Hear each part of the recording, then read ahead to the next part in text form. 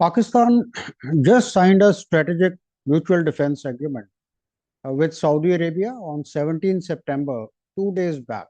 That is, any aggression against either country will be treated as aggression against both the countries.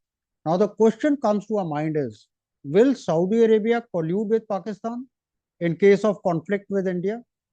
Let's analyze it threadbare. We should not see this agreement in isolation, but in context of Israel's attack on Qatar on 9 September, where Hamas leaders were discussing the USA's latest ceasefire proposal and 5 Hamas had got killed.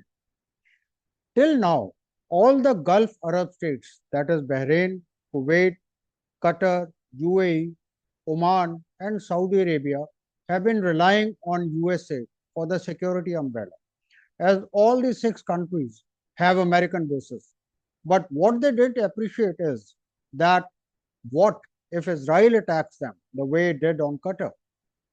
These Gulf countries need to realize that Israel's geographic location is critically important for America to counterbalance regional powers like Iran, etc., giving strategic stability to the region. Do you remember what USA told Israel after this Qatar attack? Just be very, very careful, akin to the way we scold a small child. And that is the reason why Saudi Arabia wants now is the nuclear umbrella from Pakistan in case Israel attacks it. It knows very well USA is not in a position to control Israel like we saw during Iran war. We should also know that Pakistan economy is currently in doldrums with external debt of $120 billion, inflation of 5%, foreign exchange reserves of mere $14.51 billion, and Pakistan is in urgent need of money from Saudi Arabia to buy arms and maybe even to fund terror in India. Now let's come to our growing relations with Saudi Arabia. In last 10 years, our Prime Minister has visited Saudi Arabia 3 times in 2016, 2019, and 2025.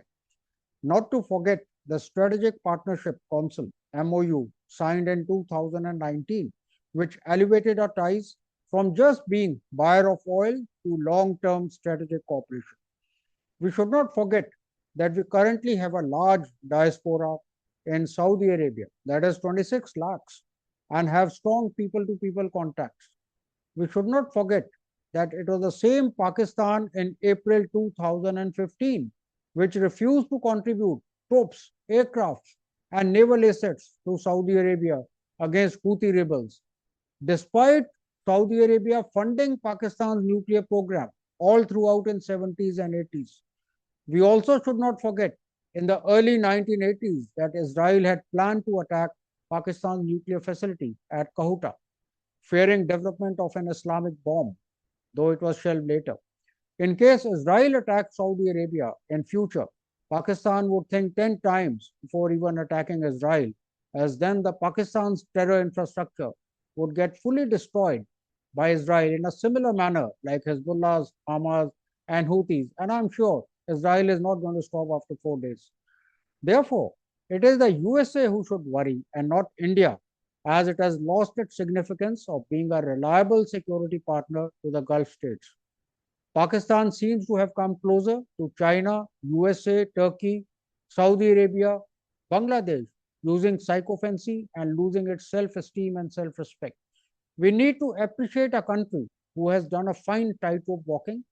We have drawn a perfect balance, maintained silence on Gaza, yet voted in favor of UN General Assembly resolution endorsing two-state solution for Palestine on 12th September.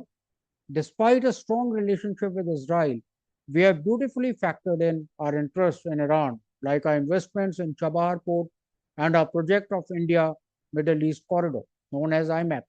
And we have also supported Qatar's sovereignty now. We remain in touch with both Russia and Ukraine while continuing with the cheaper oil imports from Russia. We must stay the course and be confident. Stay tuned by subscribing to this channel. Jai Hind.